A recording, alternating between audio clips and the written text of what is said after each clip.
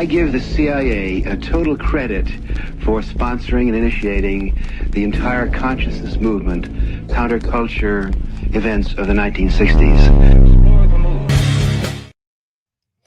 Welcome to another episode of Rise to Liberty. So today is actually going to be a part 2 to another episode we did. This is going to be a continuation of Rise to Liberty's Survivors Stories series. And if you would like to go check out part 1, I have linked part 1 from YouTube and Rumble in the episode description. You can also find it on my X platform if you would like to watch it that way. But without further ado, we have, once again, Anonymous Italian. So how you doing today, Anonymous Italian? Pretty good. Thanks for having me on. The intros that you do for this show are amazing. Thank you. Yeah, it's really good. Yeah, thank you. You know, I try to set myself apart, but also I want something familiar. And I'll tell you what, when I was able to get that Unsolved Mysteries logo completed, I was ecstatic. I was jumping all around the house. I was so happy because, man, it just brings back good memories watching that with my grandmother. I mean, watching it by myself as well, but you know, it just kind of fits with everything. So Yeah, I thought that was cool. That finally, because a lot of times I've listened to your show driving, and I just listen to it. I don't see anything. And then the other night I saw that. I'm like, wow, that looks just like Unsolved Mysteries. I thought that was great. Thank you. Thank you. So good stuff. Let's kind of just jump straight into it. So for anybody who didn't watch the first part, which I do implore you guys to go watch, definitely go watch it.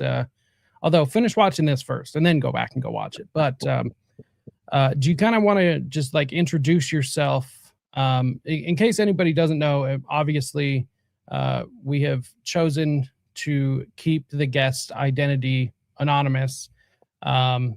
This is for many different reasons, but with that, do you kind of want to explain who you are, you know, along with the anonymous aspect of it? So, you know, don't give too much away, but explain who you are and kind of what you have gone through and like why we're having this conversation. Sure. I'll try to keep it as concise as possible, not too long, but I'll try to give a good basic introduction. I started to communicate with you on Twitter, and we were trading notes and getting to know each other a little bit over the history of mind control programs and cognitive infiltration. And I started to see that you were looking for getting as close to the truth as you could as possible, while taking also, they would go hand in hand, like a very scholarly approach to doing it, which I thought was great. And so I felt really comfortable communicating with you. And then over time, we agreed to do some shows, and I was very happy to do that. And in my history, I was born just, right around 1970. And my father was at a very low level involved with organized crime. And then on my mother's side of the family, she had a brother that on paper worked for the government, but was also some kind of a contract asset for the intelligence services. A lot of the stuff he did involved installations that were private installations, but were contracted to the military even before World War II. A lot of them dealt with radar technology, sound technology, microwave technology as early as the late 1930s. As I said, it tied off into Montauk. And then where I grew up on the East Coast, there was also a very small military installation that was essentially doing the same things as Montauk, on maybe on a smaller level, but it was just as intense. So what I believe is the two families coming together, having that organized crime background and the military industrial complex background, that made me an unfortunate candidate for some of these cognitive infiltration mind control programs, because as a lot of people know, a lot of the families that got involved with this had parents that were essentially predators. They Right. consciously knew that they were abusing their children, and they figured they could get some kind of status or money or both from it, so they essentially volunteered their children.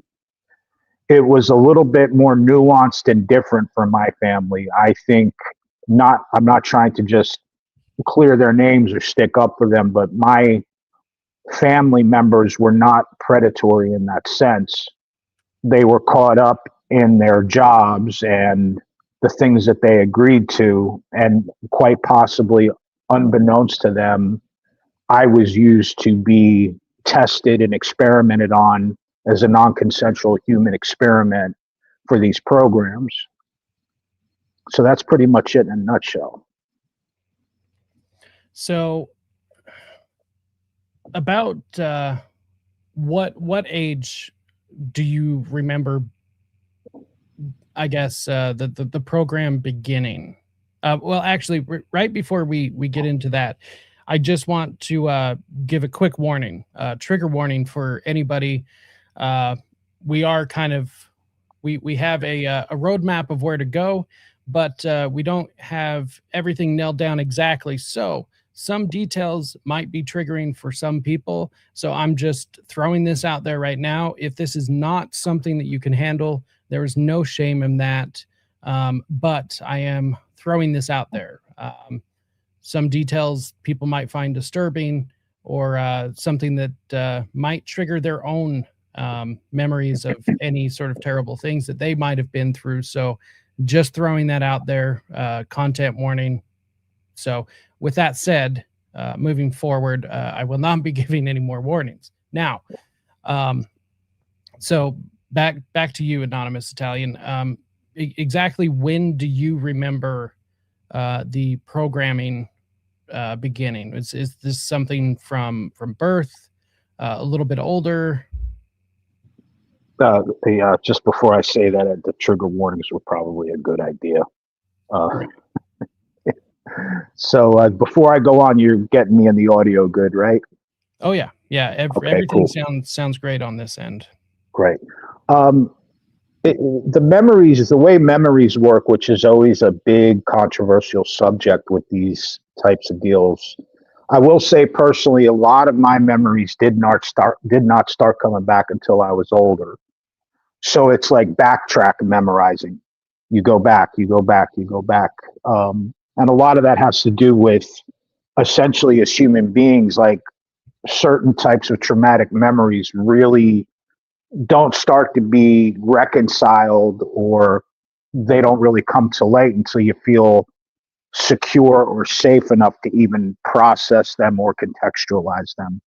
So with that said, I think the farthest I went back was when I was pretty much in toddler range, when I was still in a crib, which, forgive me, I don't have children, so I know infants go into cribs to maybe a little bit older than infancy. Right. And why that is a good historical question is my mother was a housewife. And for some strange reason, she had a big extended family. So she could have left me with anybody that I would have been safe with. Right. But she chose not to do that for some reason.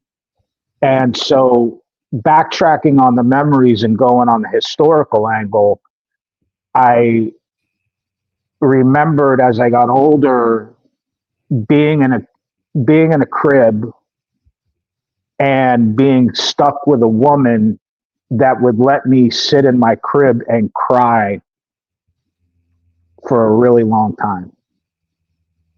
Right. She would not comfort me. She would ignore me, and she would just let me cry and cry and cry over and over and over again.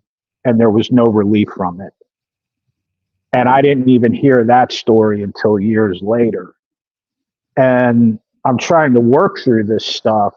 And then I found out through counselors and through research information that is a tactic that is used to create disassociation to see if the baby can even dissociate or not. Right. So from my perspective, that's the farthest that I can remember back. Right. And things started to progress from there. So with your family's background, partially being intelligence slash military, which I kind of view it all as the same thing, but then also the other half being organized crime, which to me, and we've kind of, laughed about this a little bit, that it's kind of just one and the same. It's just two sides to the same coin. It's like a pirate and a privateer. It's basically the same thing.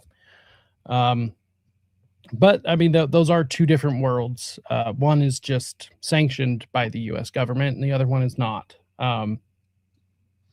So, what do you believe the purpose of having you brought into these programs were? Did it serve a purpose, or was it just because that's the sort of thing that was happening at the time, and so you unfortunately got caught up in that? Or was there a specific reason, at least that you know of, for why you were involved in these?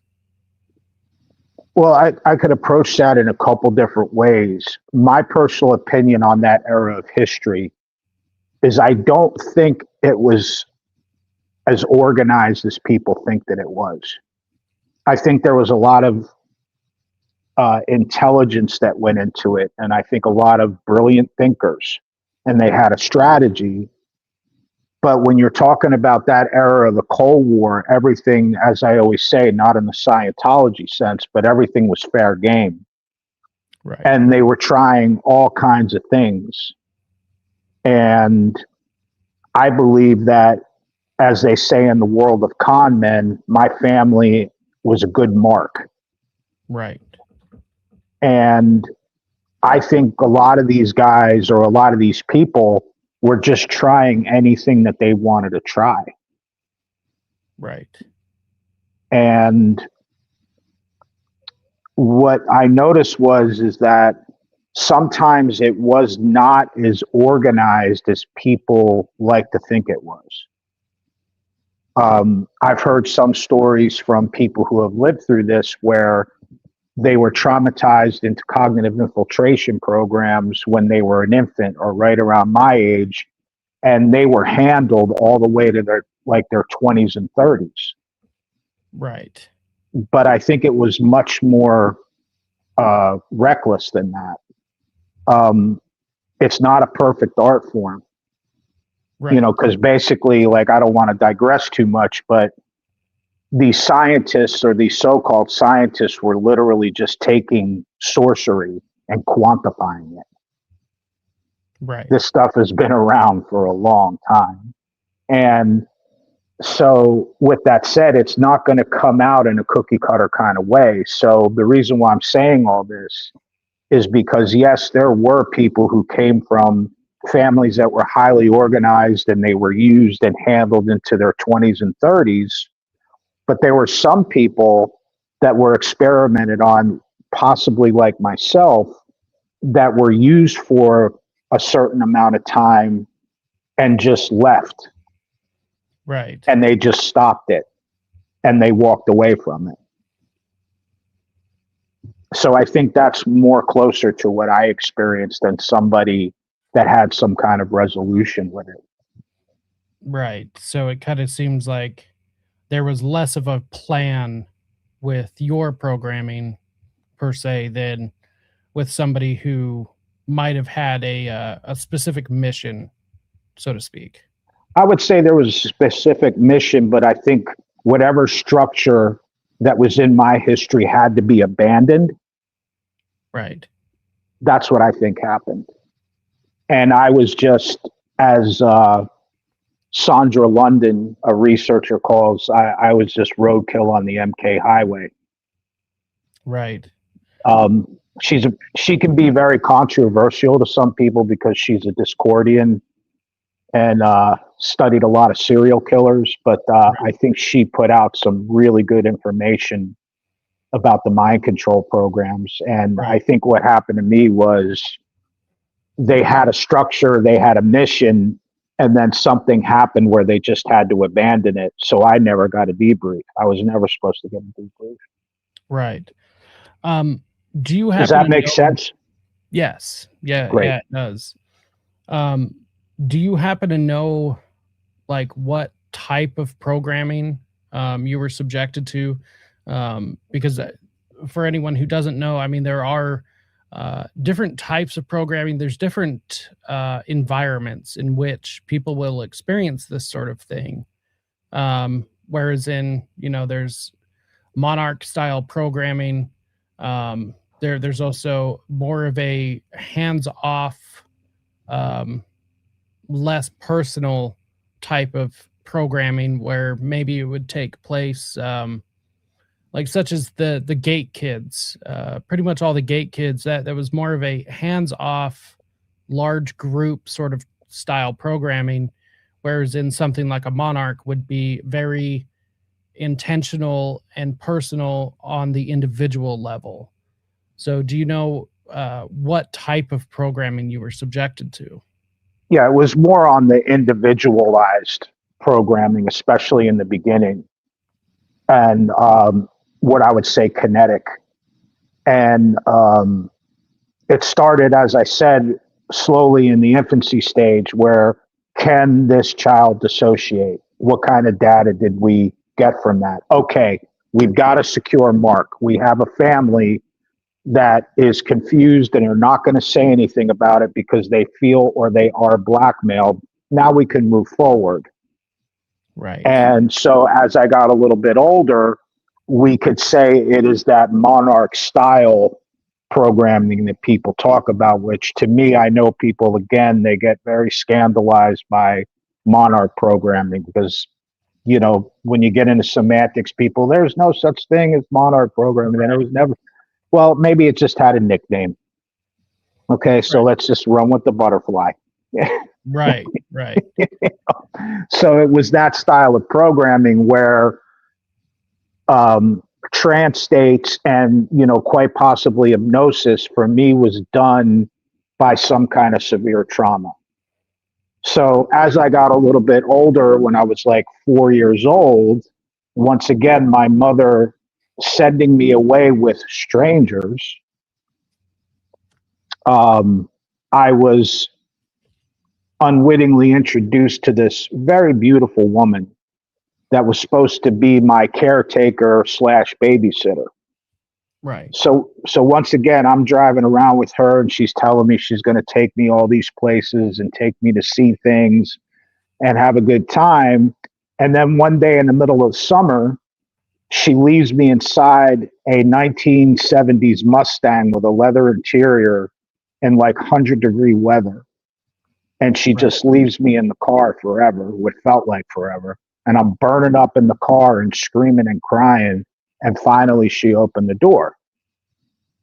Now, I don't know when in the trajectory of time that happened, but she was involved with these other people that supposedly sent me to a daycare center where some of the more severe abuse and programming started to happen. Right. So it was like a gradual climb because I don't think their goal is to kill a child, it's to program them. So they have to be somewhat careful with the amount of physical pain that's inflicted upon them. Right. So as a lot of people know, if you subject a person to enough pain, they will dissociate, go into a trance state. You can possibly use a drug, maybe not. I think some type of drug was used on me. And that's where they were able to compartmentalize me and create the parts, or I created the parts and they just farmed it. Right. Right. In fact, this is something actually I've been working on studying as of recently, the exact types or structures of trauma that they would typically create within people. And there's two different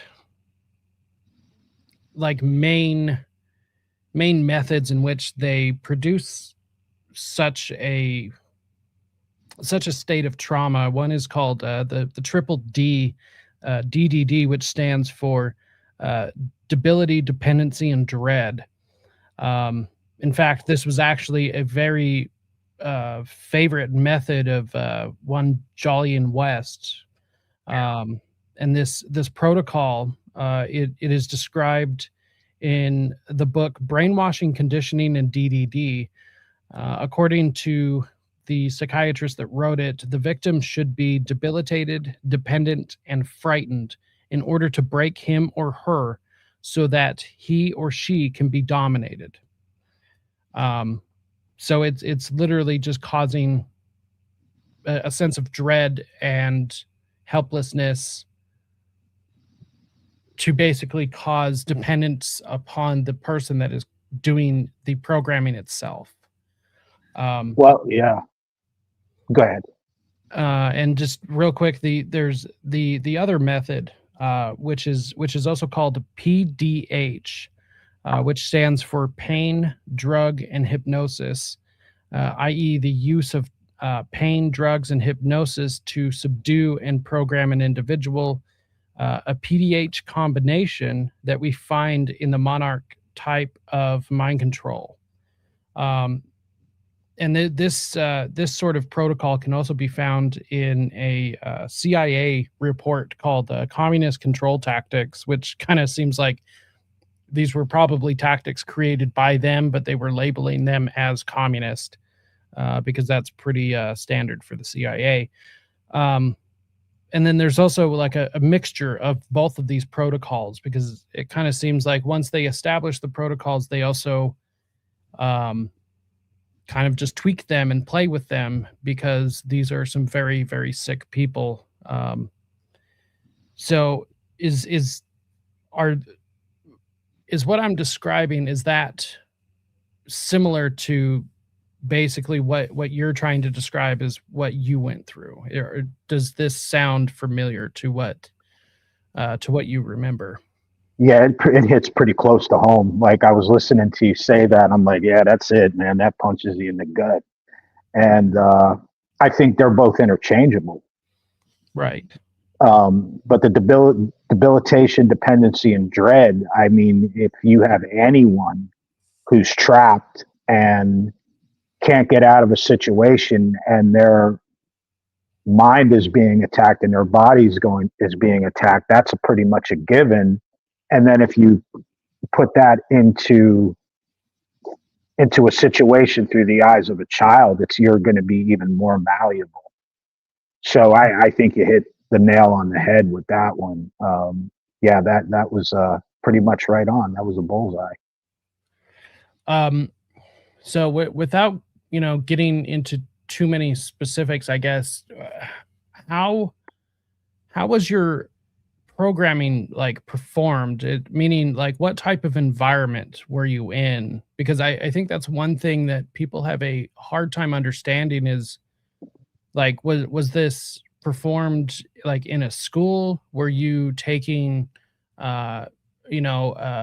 did you experience some of this in a church setting, at home? What was this like? Did you get taken possibly to a military base, or maybe even somewhere where you don't even quite remember where it was? What was the setting that you would experience the programming in?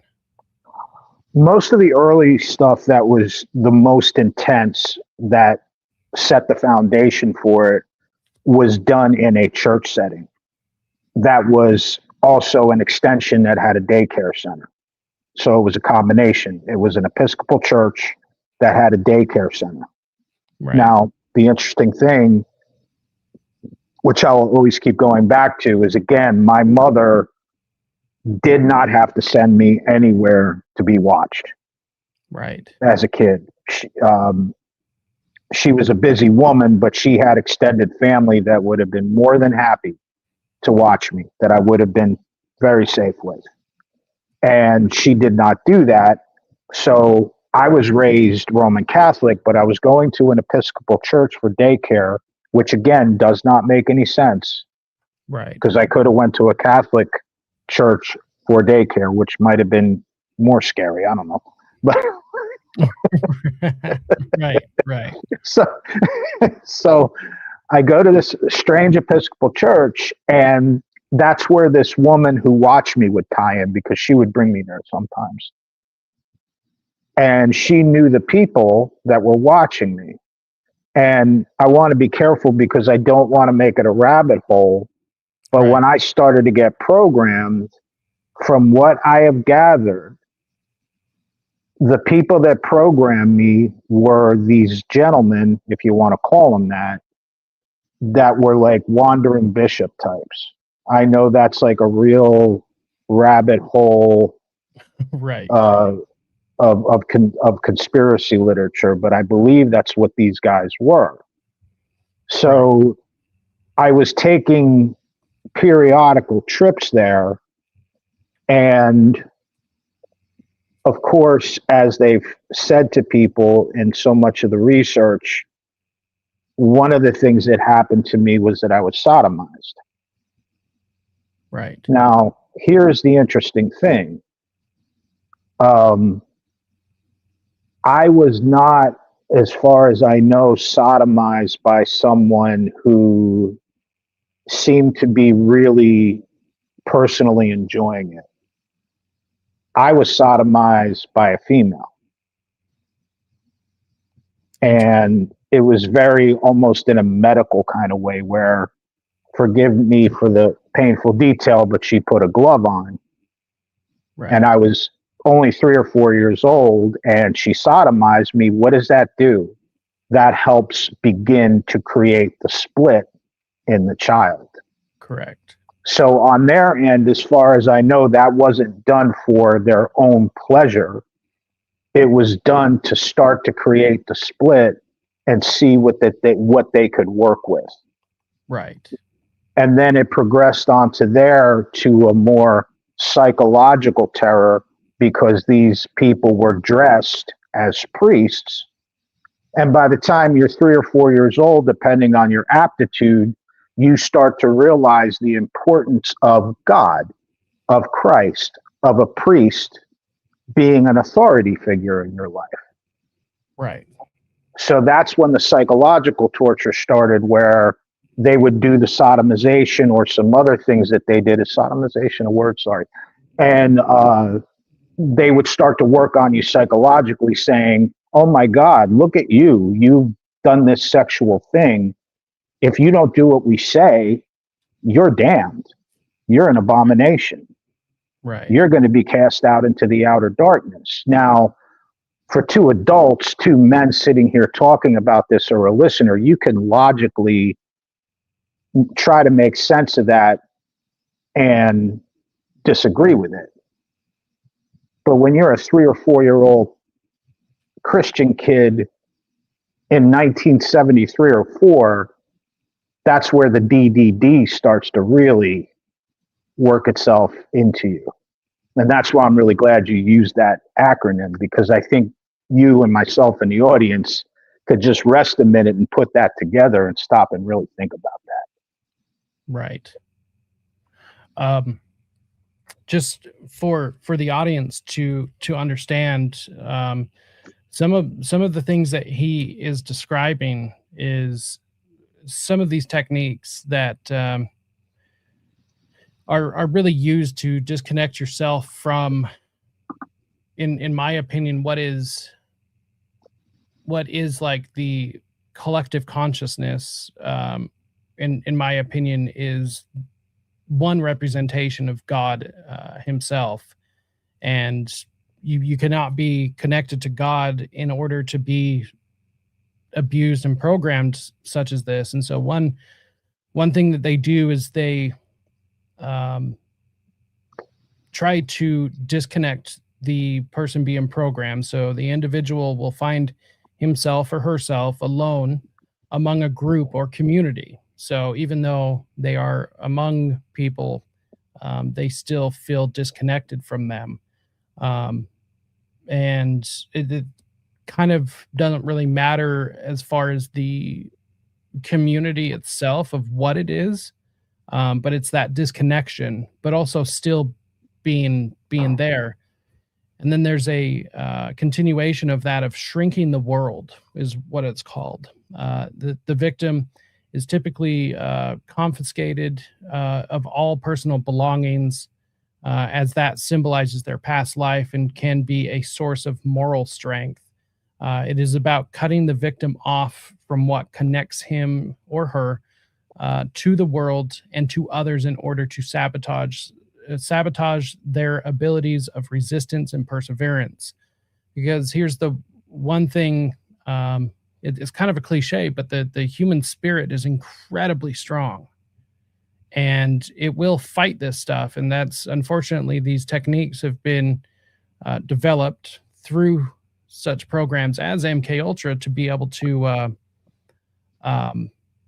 actually defeat, or at least to subdue, the natural fight that the human spirit actually has. And the entire point of all of this is the destruction of identity. The victim is told that he or she is what he or she is not, and that he or she is not what he really is. This is in order to make them lose their bearings and that they begin to question their own identity. The victim is forced to challenge beliefs. And it's even more difficult because at this age, there's not really any formed beliefs to begin with. So, and then this leads to a state of disorientation and confusion, which is right where a programmer will want them to be in order to be able to accept the programming itself. So the point I'm trying to make by explaining this is that they seem very like these abilities to disconnect a person from community, from themselves, from everything that they know. This can happen very quietly. This can happen without people even really knowing, which is almost the scariest part. This is why I think some children are able to be programmed without the parents ever even knowing. And I think this is kind of what we started seeing in the 80s and the 90s with a lot of the preschool lawsuits coming in. And of course, those were explained away by the officials, you know. So one thing I would like to know, Anonymous Italian, so you had mentioned your mother. Do you believe that she knew what was happening? Do you believe that she was an accomplice on it? Did she do it like against her will? What is your opinion on that? Yeah, I do have an opinion on that, but I just want to backtrack real quick and just let you know what you just said, how you sum that up. I think it segued really well with my testimony. I think you did a really fantastic job putting forth that information, because detaching from community and putting a person into existential isolation is one of the key things that they do. Right. Because then they carry a message that they'll never be able to tell anyone, because all this relies on plausible deniability. Right. And it also emotionally and psychologically and soulfully breaks down a person where they're in complete isolation And just to wrap it up, there is a woman who did some podcasts named Maura Grayland, who was abused by her parents, Walter Breen, and the woman, they sexually abused her. They were both authors. And she's a really smart lady that did a lot to help herself. And she said that she talked to a person that studied the effects of torture for a master's degree. And this very educated person said to her, the purpose of torture is to isolate you from your community. And even if you go back, the person tortured will believe that they will be alone forever. Right. So I think that pretty much sums up even what you were saying. Right. That's the super glue to this whole thing. Right. I would have to agree with that. Yeah.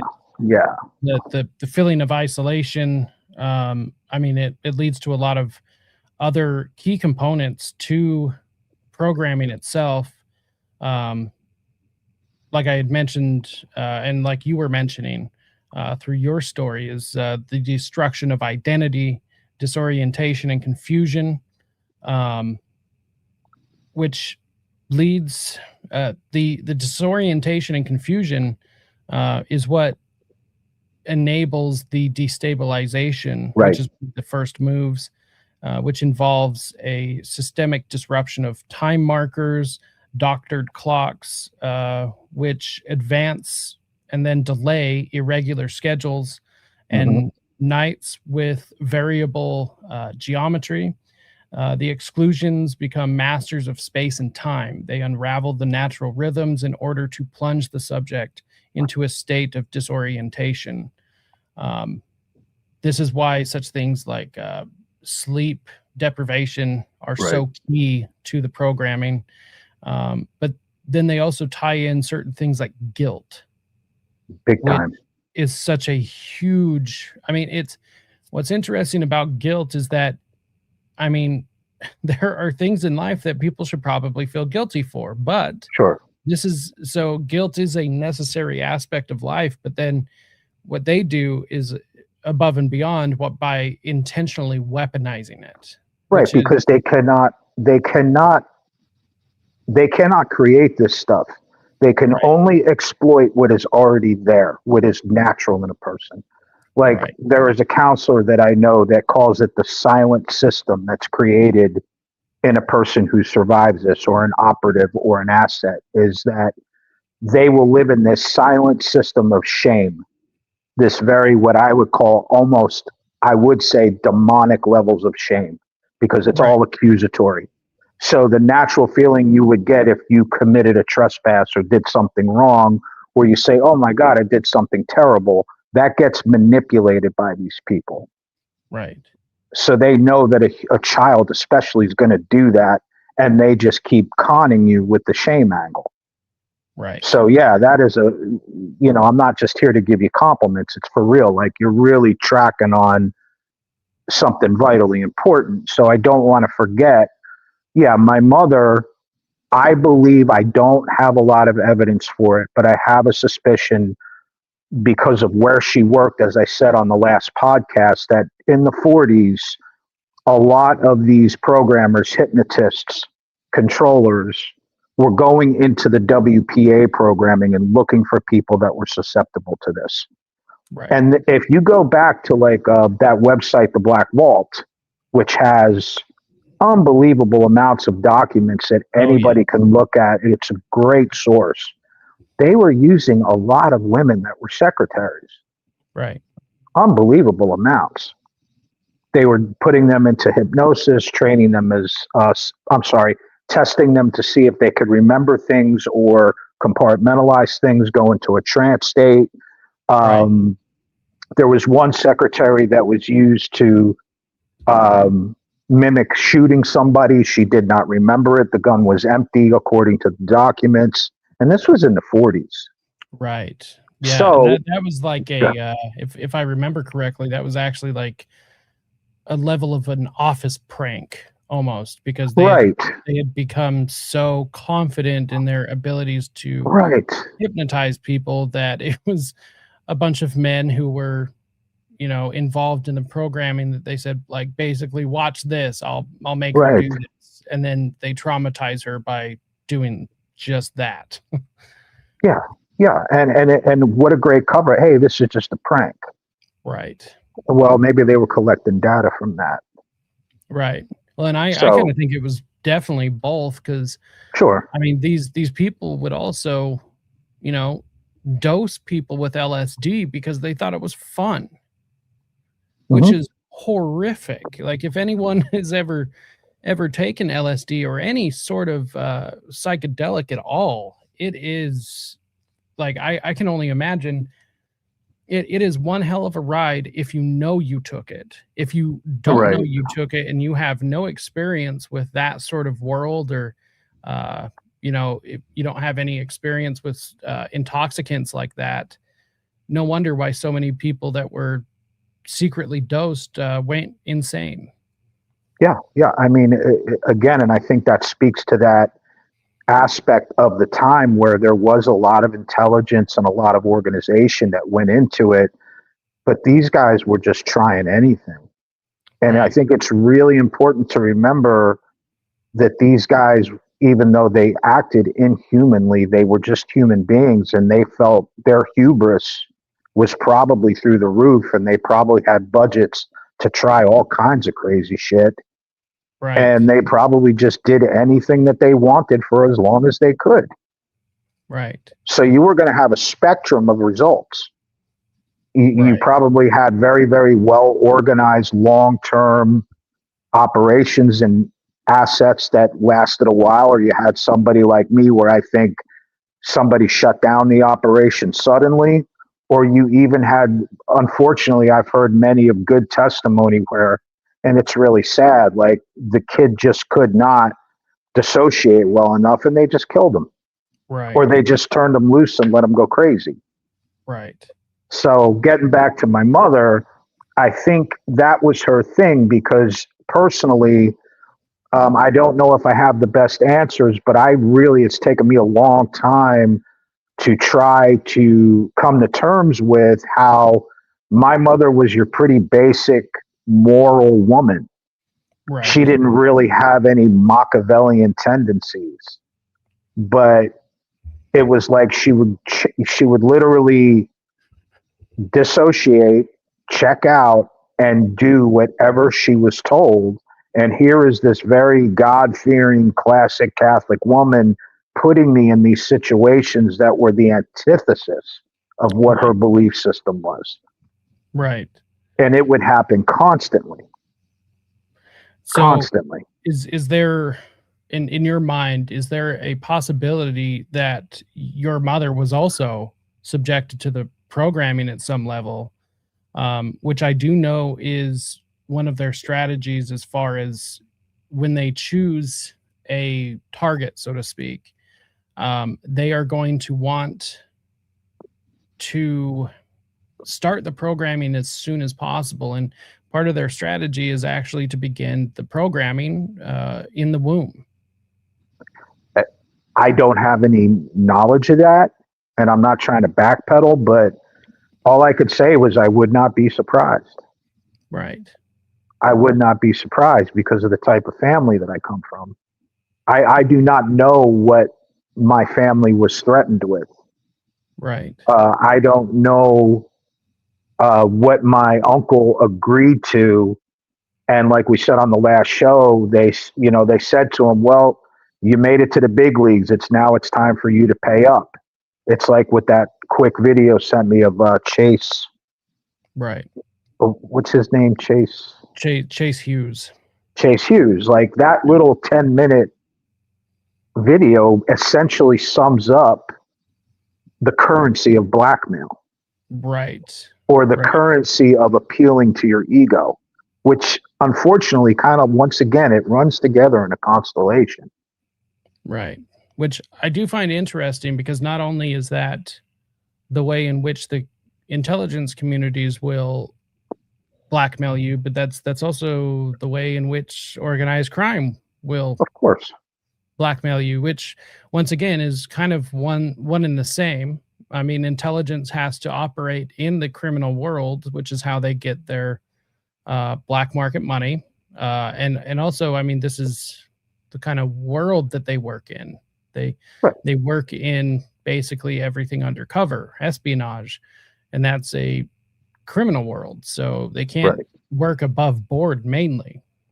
No, you have to have, they're esoteric organizations, and sometimes in the religious sense too.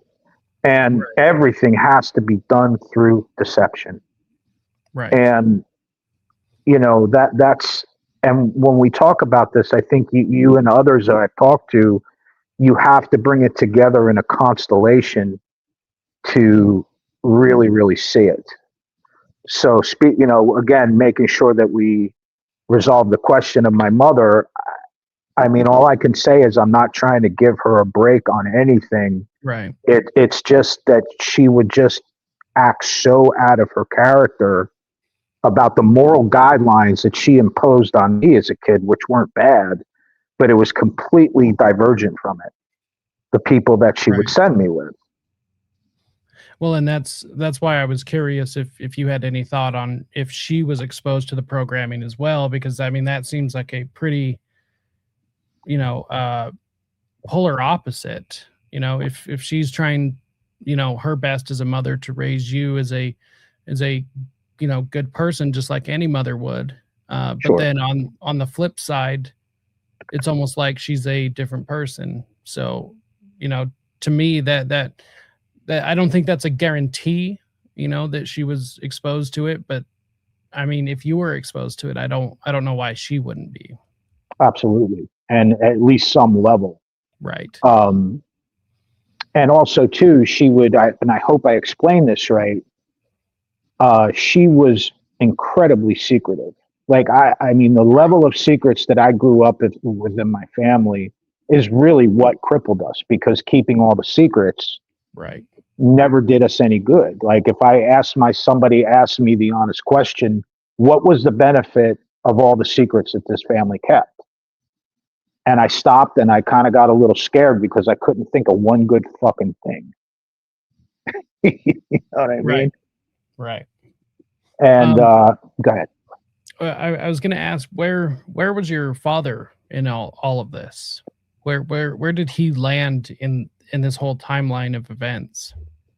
Well, by the time I was born, he was on a descent into alcoholism. Number one, he was a workaholic, and he was caught up in all the skullduggery of working at a place that was tied in with organized crime and classic, you know, Italian American organized crime, and he was always gone. Right. And when he was home, my older siblings had a different experience, but by the time I was born, he was starting to get sick.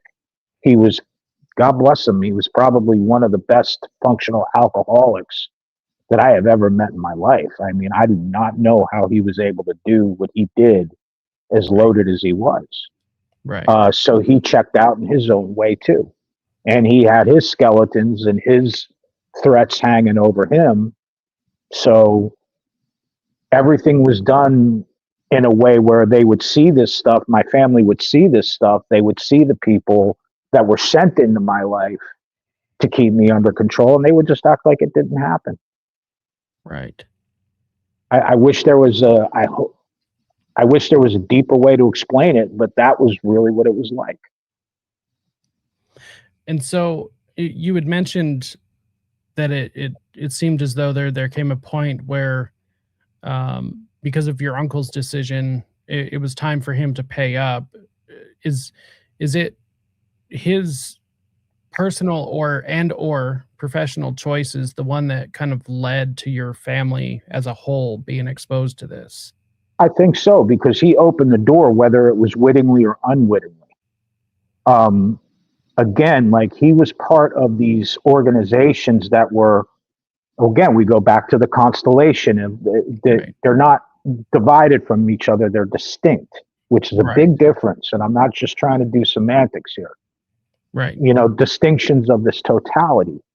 And so he was working for these organizations that were somewhat military and somewhat private.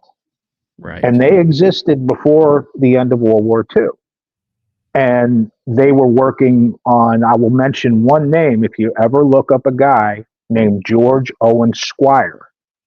He was before Montauk, he was before all this stuff, and he was part of what he did, and he did some very brilliant work. But part of what he did was working with early microwave technology and music being used to create a form of mind control. He created Muzak. Oh, great. My uncle was working for him at 16 years old. Wow. Yeah, that's quite the person to work for. At 16. Right. That's kind of sounds like an apprenticeship offering at that point. Yeah. Having him train your uncle to be, his ward, I guess, his right-hand man. Or something, right. Courier, whatever, Right. And so if you look at his trajectory of his career, he starts that at around 16. And then he goes to school, does really well in school, obviously. And then by the time he goes in the military, he's not being sent directly overseas immediately. He goes out to Montauk. He goes to Washington, D.C. He goes to all these different strategic places where the most cutting edge technology is being worked on. Right. Yeah. And so there's it's collapsing these boundaries that don't exist. By the time the war ended, you had people that he was working with that were from Operation Paperclip, but you also had, and people don't like to talk about this, but there was also a lot of people from the Communist Party working together with them at the same time. Right. I mean, so it was a free-for-all. I mean, that makes total sense, though, because we did team up with the Soviet Union during World War II, so there's bound to be some remnants. Yeah. I mean, even to this day, there seems to be some remnants of that. Yeah. So, and I mean, people watching this channel should at least be familiar enough with Operation Paperclip to understand what that was. I mean, my takeaway from that is it seems as though the Nazi scientists understood that they were going to go somewhere. And if they surrendered to the United States, that they were going to get jobs. But if they surrendered to the Soviets, they would most likely be executed. Yeah, or not treated as right. Well. Who knows? Right. Yeah. Basically slaves or probably forced to do the same work, but from a gulag. So most of them, surrendered to the United States because they were able to actually live some sort of a life. And I think a lot of them had the idea that we were most likely going to go to war with the Soviet Union after, which, I mean, we did. The Cold War, I think the Cold War was actually a lot more complicated, and there were a lot more things that happened behind the scenes. Yes. Probably a lot more espionage, probably a lot more, special operations and stuff. Because they say it was, the Cold War, and not like there was no direct fighting. Okay, maybe traditional warfare there wasn't, correct, and there was the arms race, but there more asymmetrical. Right. But there had to have been these special operations. I guarantee there was live fire. It was just all classified. We don't hear about it. I agree 100% because I think that's what my history directly relates to. Right. And I always use the term the Cold War was a lot hotter than people think it was. Right. And for all kinds of reasons, there was all these different assets on the ground in the United States working all kinds of angles, whether it was for the Soviets, for the US, Europe, and all being double, and there's no loyalty in that realm. Right. And so if they have a tech, so I'll try to bring it back into the testimonial part, if that's okay. Of course. If you look at, they have this, what they call a tech now, where they have these deniable assets. Once again, it goes back to making sure that nothing gets found out. They have these deniable assets where they can take a child and groom that child through this programming to go into a trance state to commit an act, and they won't remember it because of amnesic walls. Right. Who wouldn't want to do that if they were in a situation where they had the freedom to experiment, and they justified it by saying, well, we're in the Cold War. We're trying to examine any type of angle that we can take so we can be successful. Right. Right. Well, and there was, of course, the propaganda story that we were expanding our abilities to brainwash and mind control because our enemies, the Soviets or the communists, had the ability. I mean, this is where the idea of the Manchurian candidate comes into play. Sure. Publicly. And so at that point, it's almost as if, you know, any means necessary is like the mantra. You know, because this now becomes not only a matter of national security, but this becomes a patriotic duty. Right. The end justifies the means. Exactly. Yeah. Because regardless of what terrible thing may possibly have happened, you know, as they would frame it, because we know they did happen. It was justified because the alternative would have been so much worse, or at least that's how they typically frame it. Right. And that's for public consumption, and maybe that's what they told themselves. Right. But where that narrative falls apart, especially with, well, we're in this race with the Reds, with the communists to, you know, get this tech so we can do the right thing with it. Well, why do you go back to the Black Vault documents and it was happening in the 30s? Right. And another thing that destroys the narrative, why do you not talk about the communist assets that were on the ground in America doing the same thing and using this tech? Right. Well, and, you know, there's the whole matter of the Nuremberg trials, which, you know, we go through the Nuremberg trials, we point the finger at all of these terrible human rights abuses, and then we turn around and do the exact same thing while the trial is even going on. Right. Or the Soviets were never called out for their unbelievable atrocities. Right. Until much later, you know, and there was never the scrutiny until they needed to use it to justify an arms buildup, which in reality, it's like, I think the Soviet threat was real. Right. I agree. But there was too much cross-pollination because this stuff, you know, and again, I don't want to go down a rabbit hole with this either, but it is part of my history. It's so unbelievably factional that you can never really point. It just becomes a big mess. It's hard to see who's who. Right. And again, going back to my testimony, you were talking about reading from that book, is if you are a non-consensual human experiment in these programs, the disorientation is a necessity. Right. And that's something I've had a lot of experience with because everything relies on that disorientation because you carry the message and you can never let that message out. Right. That's what they needed these assets for. That's why you need to be in a trance state to perform certain acts, whether you're doing the classic courier thing or you're a, you know, built to be a, I hate this term because it's so cliche and overused. I'm like stammering all over myself. To be, you know, to be an assassin or whatever it is that you did. Right. That shit's real. Yeah. That shit's very real. 100%.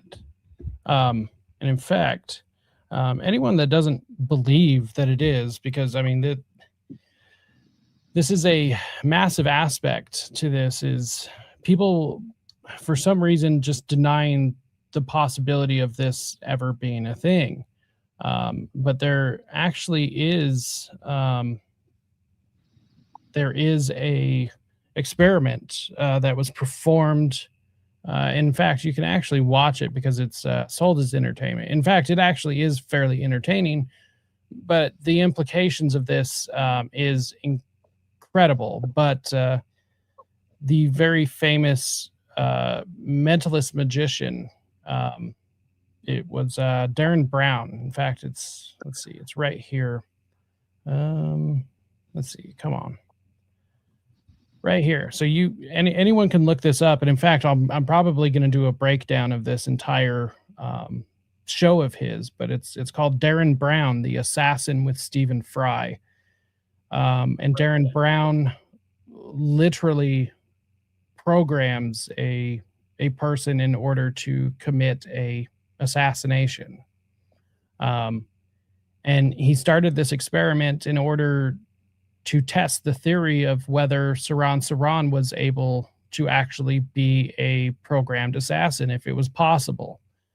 Of course, even the experts say, quote unquote experts say that it's impossible to do that. However, Darren Brown was actually able to do this, and the man he ended up programming has no recollection of it.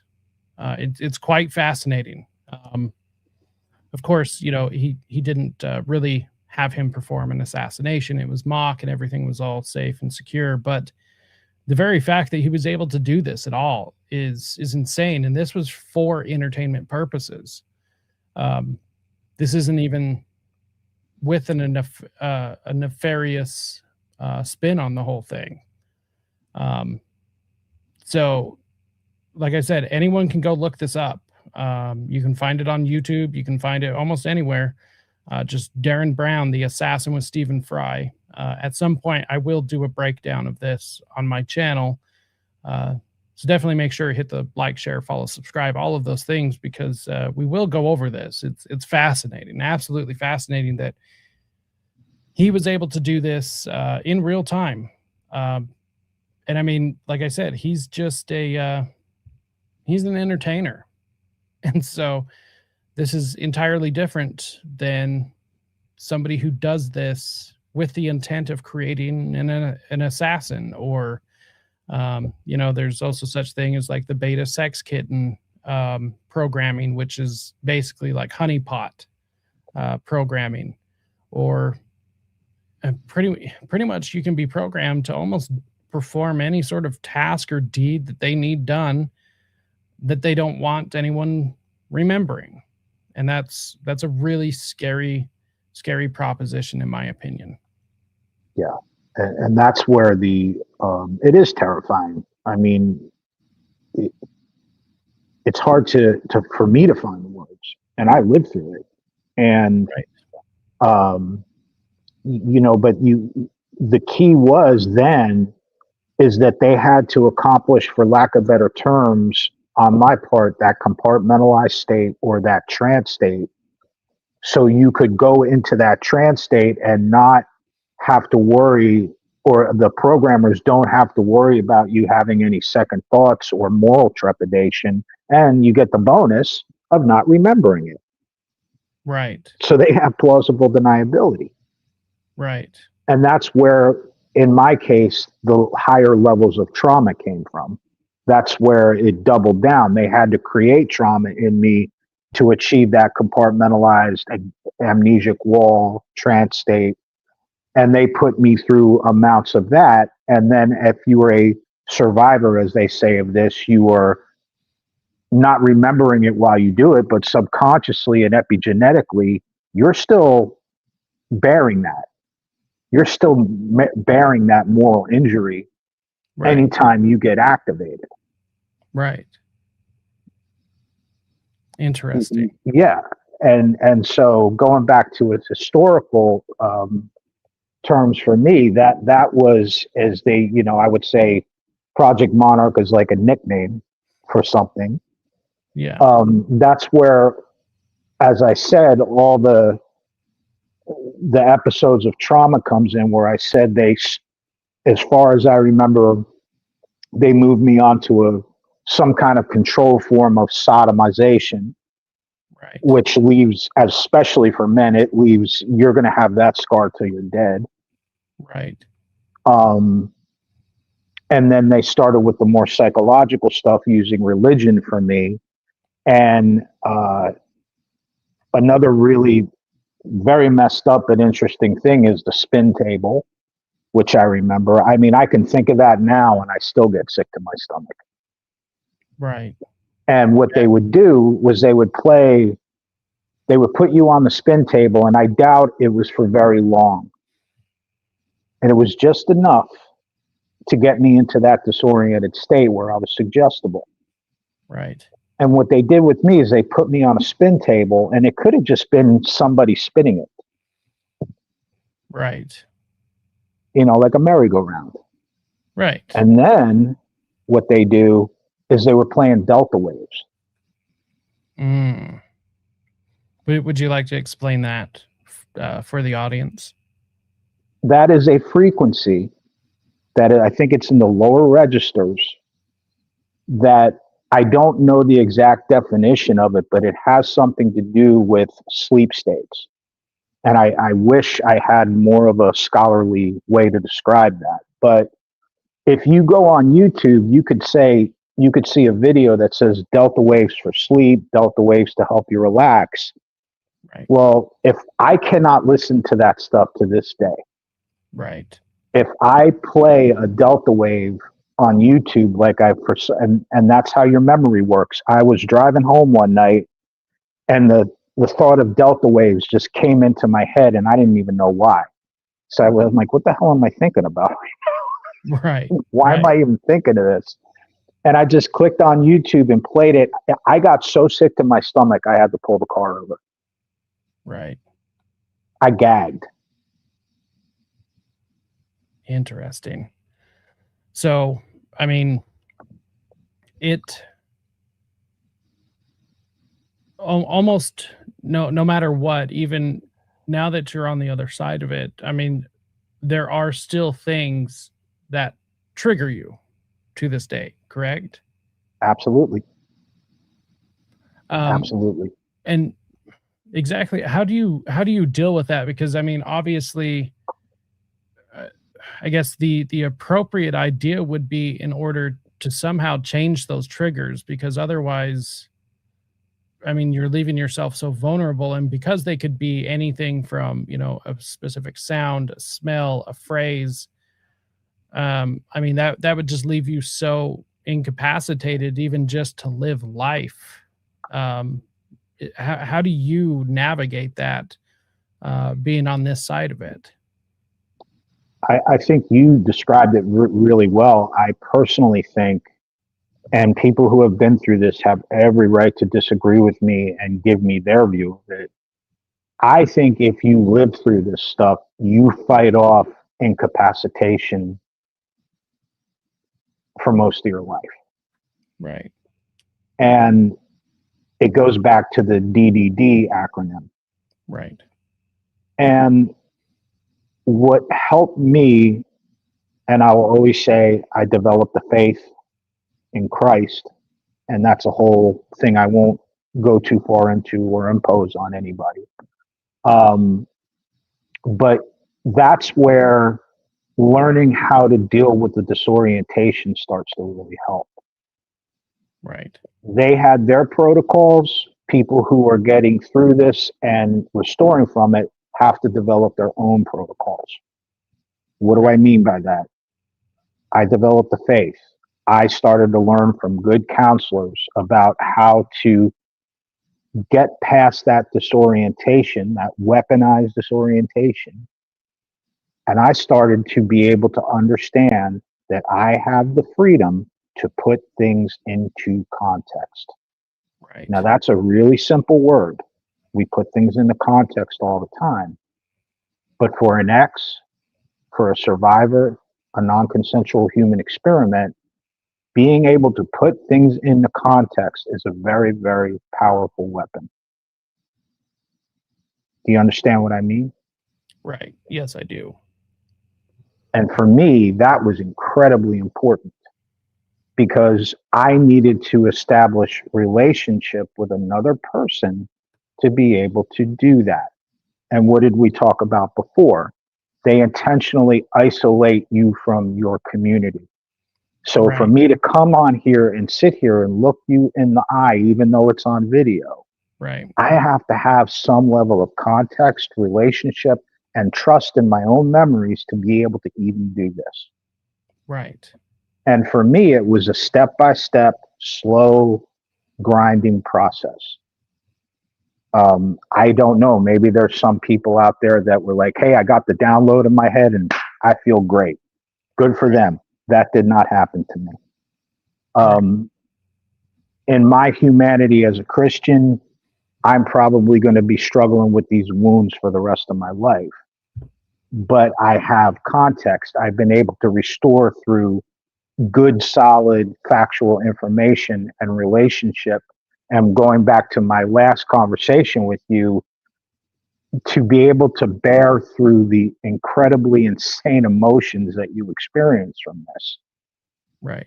And that takes relationship with other people because, as I said before, one of the things that was debilitating me and incapacitating me so much was saying, hey, I do this for a living. I want to do this in my life. I'm going to go do it. And then all of a sudden you feel crushed by these emotions you have no context for.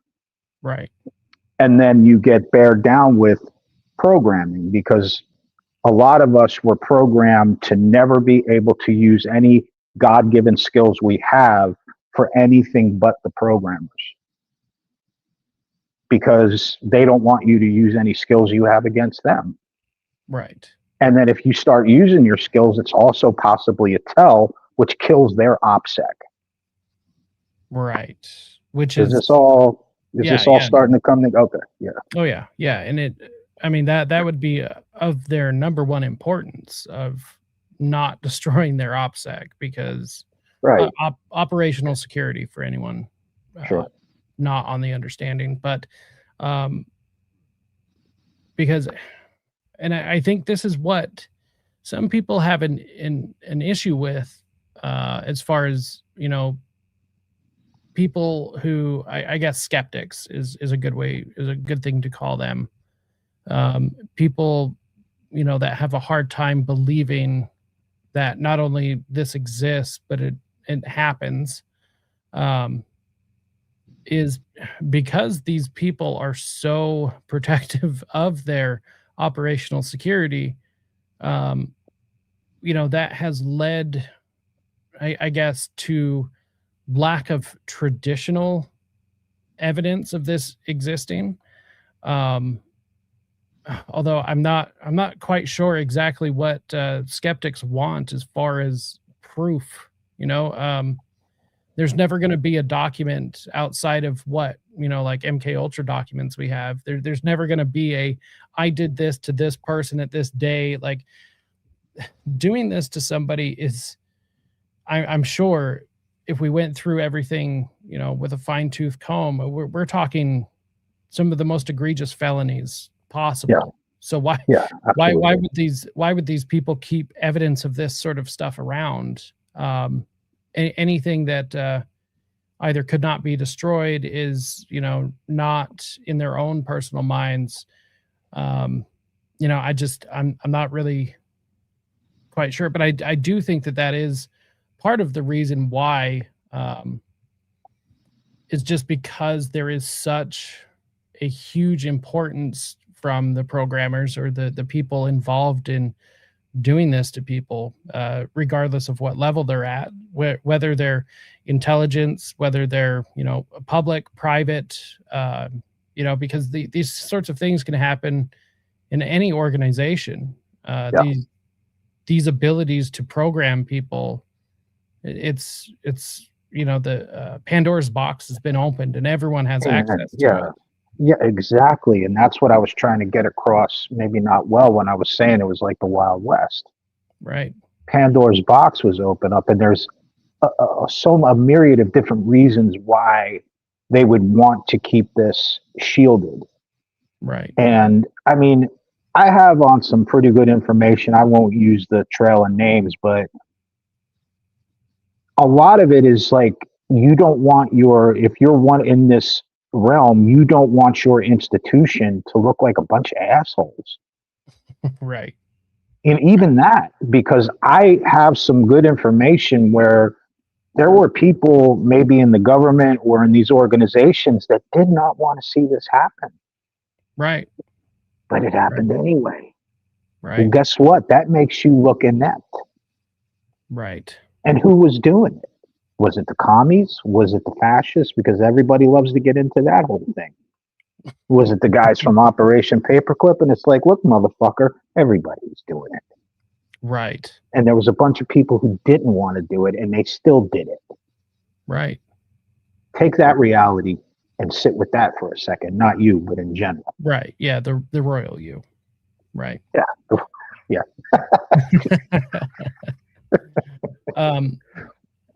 So at one point in your life, you had been affected by this, but maybe you hadn't known what happened to you or what you had experienced, what had been forced upon you. What were the symptoms or signs that you started noticing when you realized that, okay, maybe I experienced something and I need to look into this further? I don't know what it is, but like, what was that like for you? What were these signs that you started noticing? For me, I was going through a few good years of really serious turmoil. Because of the atmosphere I grew up in, I was very adverse to getting deep into like alcohol or dope. Right. So by the grace of God, I also was in a career where I was exposed to a lot of intoxicants. Right. So for some reason, by the grace of God, I didn't get really deep into that. But unfortunately, I didn't need to become an addict for my life to be a fucking mess. Right. Right. I couldn't play that card. So I went through a lot of years of being really, really messy. And as I said before, I remembered that I was sexually abused by an older kid in the neighborhood, which is very important to the story. And I started to go to counseling for that. And I would make headway. And then all of a sudden I would go back to that incapacitation that we talked about, where it was hard to work, where it was hard to manage my money because I would dissociate and all my money would be gone. Right. And on one hand, I hear people say, wow, you're really frugal. You don't spend a lot of money on yourself. And then I would have money in my pocket. I would check out and all my money would be gone. And so I'm fighting off feeling incredibly insane. Or when I would want to develop a skill that I have and really take it seriously and follow through on it, I would just fall into what I now understand as like these deep levels of shame and incapacitation. And I had a lot of friends and people that cared about me that were trying to help me, but eventually, because they didn't know what was going on, I didn't know what was going on, I became very frustrating to them. And, I got a couple of those speeches like, hey man, if you don't get your shit together, we're done. Right. And it's really tragic. And I know that I didn't do it on purpose, but it was hard. It was hard for them. It was hard for me in my interpersonal relationships. And that was just one thing I want to be really honest about. Because this did affect people. But the frustrating thing was I was really trying to get help, and I would kind of get up the mountain and I would just fall off again. Right. And as I got a little bit older, I was married for a short time, and my ex-wife was not trying to be rude or hurtful or anything, but she really, in a genuinely concerned way, she looked at me and she said, "You just seem like different people all the time." Interesting. Yeah, and she was real careful about it. Like, you could tell she really thought it through. Right. And I remembered hearing that and just getting terrified. I felt like the walls were going to bend and the whole room was going to close on me. I got so scared when I heard that. Right. So I made a little bit more progress with the counselor that I had at the time for sexual abuse. And I'm like, hey, do I, just try to picture myself.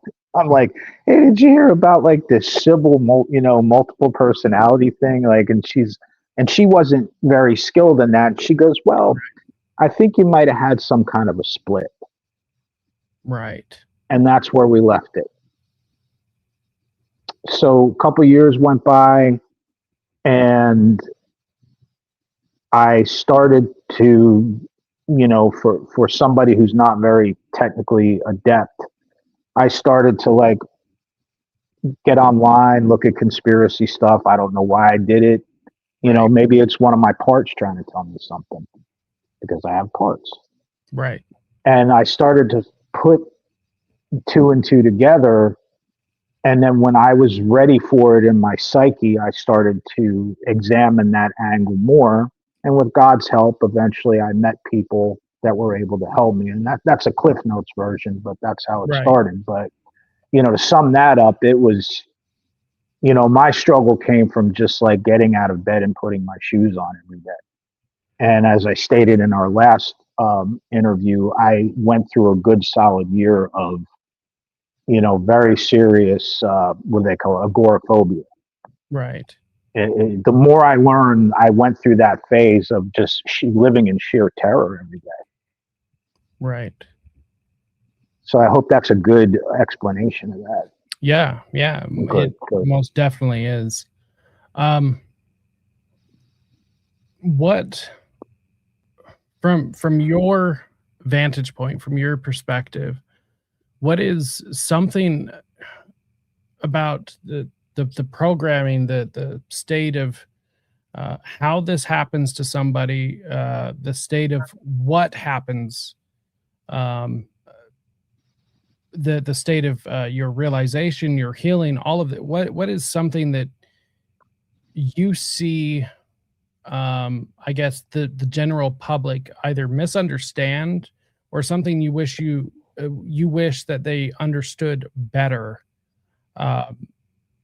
because a lot of people tend to, like I said, absolutely reject like that this even exists in the first place. And so if say if you had like the magic button just to make everyone realize one thing, what do you wish that people would understand about the process of programming, or the people that are programmed? What is it that you wish everyone would know about that?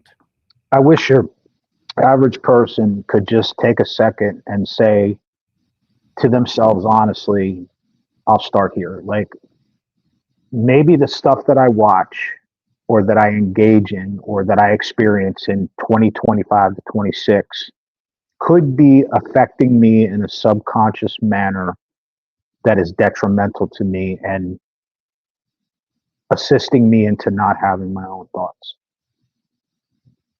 And I know that's a scary thing to deal with. Right.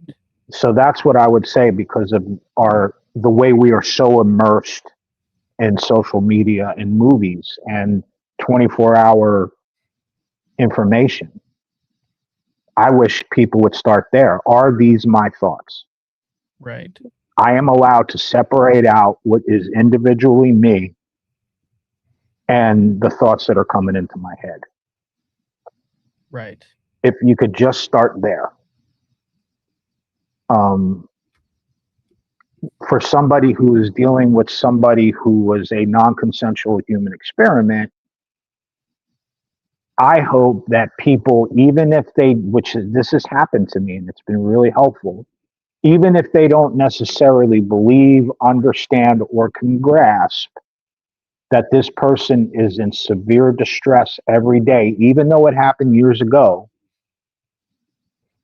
to be able to assist them in processing the emotions and the pain and the literal moral skullduggery that they deal with every day, and just to be with them, just to sit with them, because Right. that really, really helps a lot. I know that it is not this big grand thing, but having that connection with other people is really important.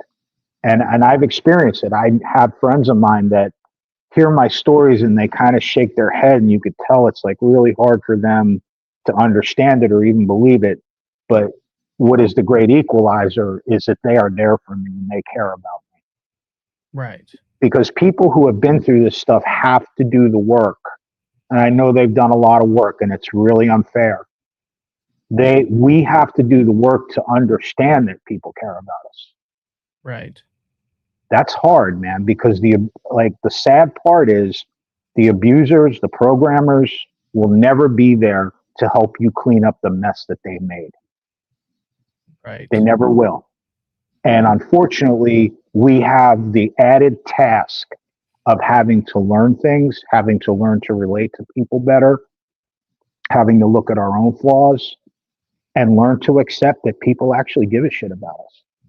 Right. And that's hard. That's hard work. Well, especially when you've been made to believe that nobody Yes. does, and That's right. or that nobody other than maybe the programmer will ever care. That's right. And also, Because we've been lied to about that. Absolutely. right, and also, made to feel as though a lot of people are just going to flat out reject all of this. And that's a real fear. Right. Right. That's real. So, in on top of that, to continue down that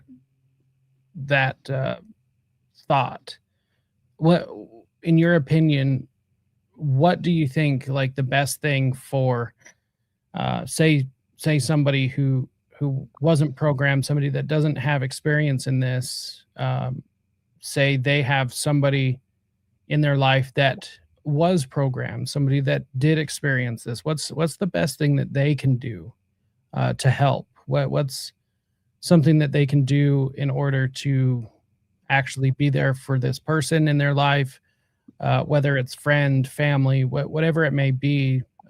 What can the average person do without making things worse? I think, this is a choice. I think number one, prayer helps, because through prayer you will get lifelines. Now, if that's not your thing, that's cool. But I would use whatever intelligence you have, like whatever brains you got, and find resources. Like, I'm not just saying this because I'm on your show. Find a good, solid research platform like yours or other people who are taking the scholarly information and putting it out to people in a very human way. Start there. Go to a site like the Black Vault and just read a couple documents. Get a good orientation on it. Very simple. You don't have to get into, because there's a lot of research out here, unfortunately, that's really emotionally entertainment and scandal based. 100%.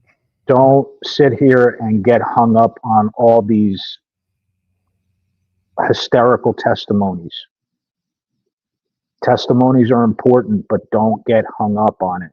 Look at some of the research. Look at some of the scholarly research, like you were reading from, that actually talks about and breaks down the effects of what happens to people. And then do a little bit more research and find counselors. There's good ones out there. You just have to do a little digging. And even if the counselor doesn't understand or accepts that you were part of a government program, they're still going to look at the symptoms. I understand there's people that think he's a disinformation agent and all this stuff. I don't care. Colin Ross is a really good basic place to start. I second that. Yeah, because his protocols really, really give people a good, solid foundation. Right. Yeah, and I completely back that up. I've heard the whole disinformation agent and claims against him.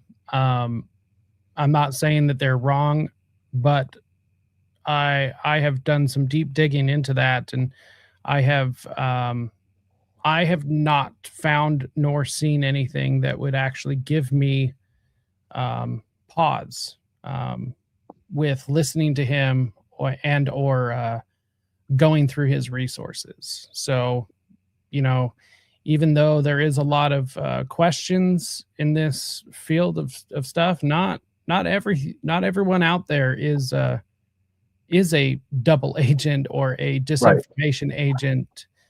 Sometimes these things do get started and they spread as a way to discredit people. Yeah, absolutely. Like I said, I'm not saying that he isn't. I don't know for sure, but everything that I have been able to find and research myself, that is a great, wonderful resource. And he has helped a great many people. So. Yeah, I agree. I mean, because he comes up with very foundational things, like he will use the anecdotal and testimonial information to give you some context. And then he'll sit there and say what it's like for a person and the steps that they go through and the steps that you need to give them to help them start to restore, which isn't much different than your average person going to a counseling session. Right. You're still going to have to deal with emotional dysfunction. And, as great as or as awful as your parents are, you're going to have to deal with the high levels of betrayal that you experienced. Right. And the level of secrecy that is cancerous in dealing with this stuff. Right. Right. So, yeah. I mean, maybe my guidance isn't that great, but that's what I would like to pass on to people. Do you happen to have anything to say to, I guess, some of the people that not just deniers, but people that are like actively working against the truth that this stuff even exists to begin with? Because there are people out there that they don't just deny, they actively work against not just denying, but actively work against the truth getting out to people. Do you have anything to say to them? And it's fine if you don't. I was just curious if you do, because they seem to be an issue for not only people in my position, but also people in your position, because they are causing more harm than good, in my opinion. I agree. And I will drop back and punt on one part, because I think saying stuff to them, I think people like you or other researchers like Dana and Christopher Knowles have had very clear, sober, pointed words for those people. As I like to say, I like to go diagonal. And so I will take that idea and direct it towards the people who are suffering with this. I would say go diagonal and learn to find something else and not focus on them as much. And I know it's hard because it can get into your head and create a lot of doubt, but I would learn to find some kind of wherewithal to go to find something that is some information that is really going to help you, because I think survivors of this need to face those people, but eventually they need to go diagonal and not beat their head up against the wall, because those people are going to keep moving the goalpost because they don't want it to be true. They don't want you to find it out. Correct. They never want this stuff to be acknowledged for whatever reasons they have. And that's not the way to win. The way to win is to find something that's going to help you. And, you know, that you're essentially telling those people to go fuck themselves by doing that anyway. Right. And that's what they can go do. You have to, yeah, I'm not saying I haven't been affected by it. I have. But what I've learned is I don't have any energy to care about what they think, because that gets in the way of people getting better. Right. They don't have a right to do that. Right. And I just find it strange that, first of all, there are people out there that work so hard at actively working against this. You know, specifically like on my channel, for anyone who doesn't know, there's a ongoing series I've been working on, the Satanic Panic is Real.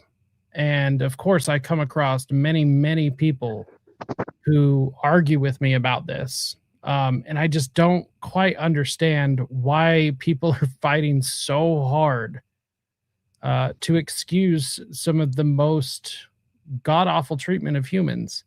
Now, I understand, like, if something is not true, it should not be portrayed as if it is. I get that. I totally do.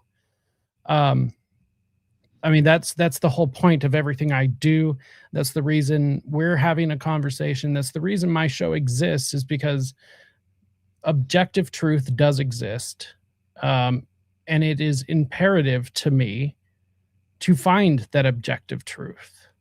And so for somebody to work so hard and maybe not even, like, they just don't even turn around and say, well, maybe I need to re-examine this, you know?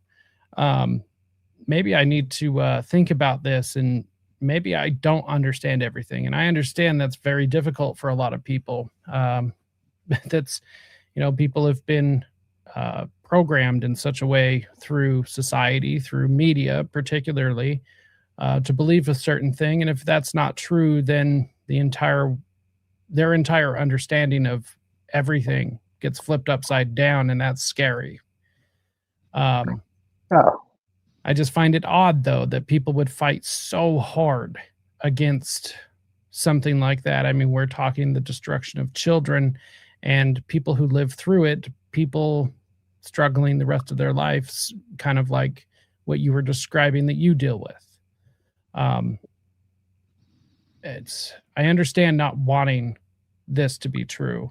It's not like I want to be right about any of this. It's not like I want it to be true that you experienced any of this. Yeah, I wish it wasn't true too. Right. But because it is true, I think something needs to be done. And the only thing that, or the best place to start, is to have these conversations. Amen. Yeah, I agree. And I would say, like, I appreciate your patience and the audience patience, because it's not really ever one thing with this stuff. And I really have a tendency to focus on that. And so these people who are fighting against the truth coming out, I think there's a bunch of different characters in it. I think some of them are intentionally, could be a paid operative.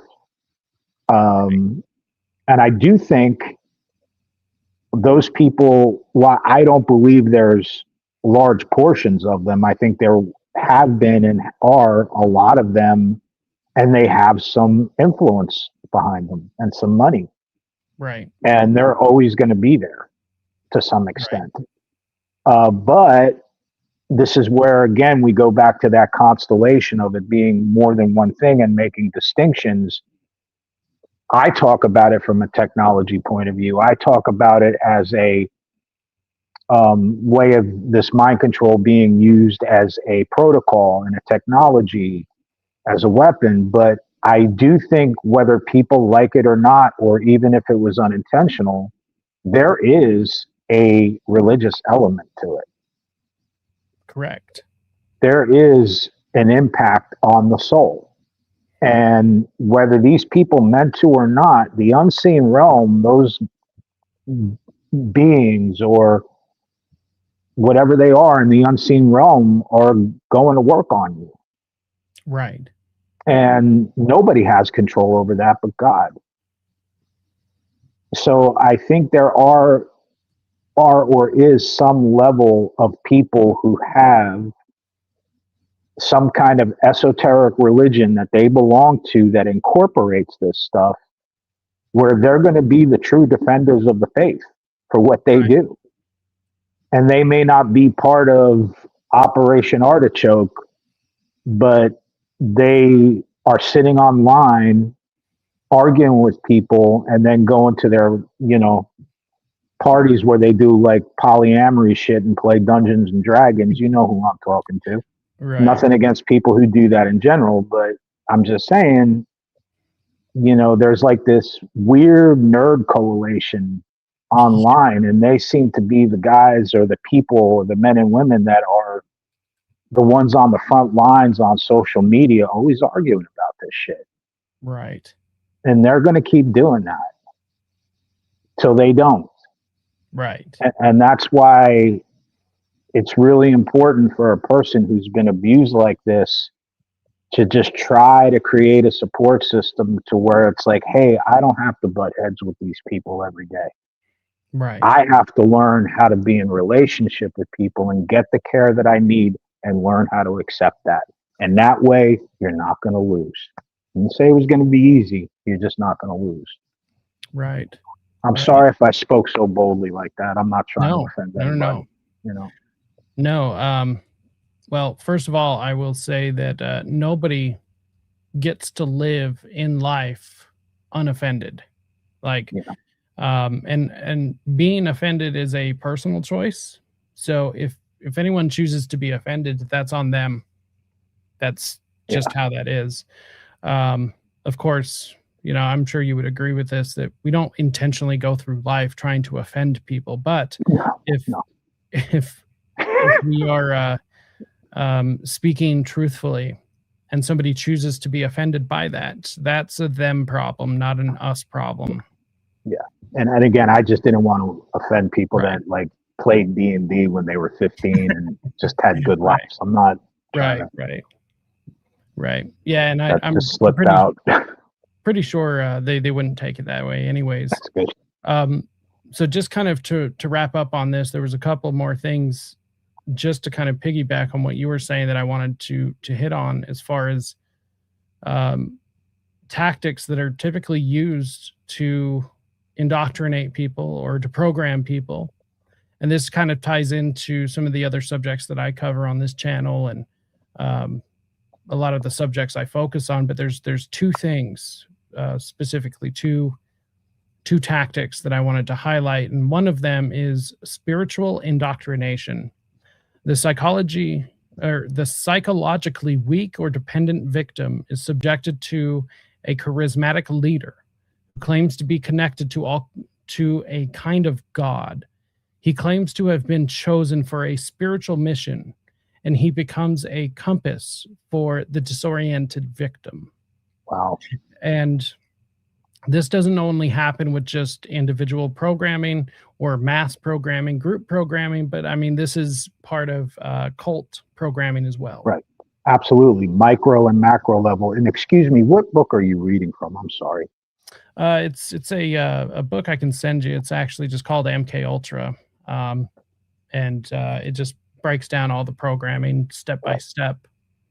That's really good. Whoever wrote that. Yeah. That's really good. One of my favorites. And then in conjunction with the spiritual indoctrination, this is a two-pronged attack, because there's something else, and I love how he phrases this, but it's called spiritual pollution. Wow. Yeah.